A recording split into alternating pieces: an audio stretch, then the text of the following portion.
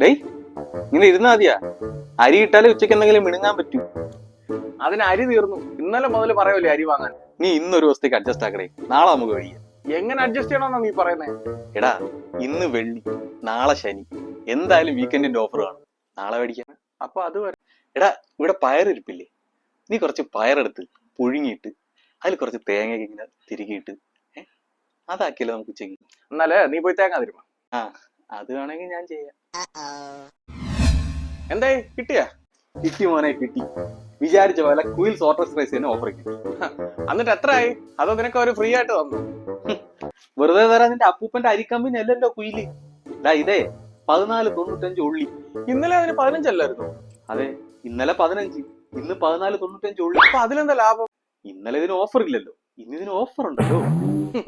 മലയാളിയുടെ ഓഫർ കിട്ടിയ ആസിഡും കുടിക്കും.